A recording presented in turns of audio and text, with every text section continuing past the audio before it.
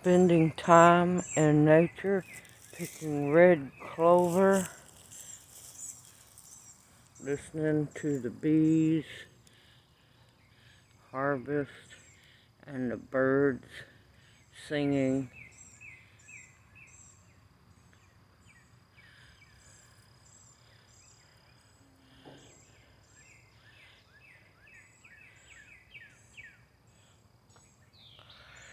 It's a beautiful day. It's overcast and it's cool.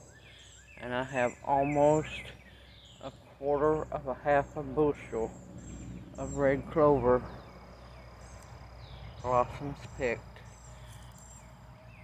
and many more to pick.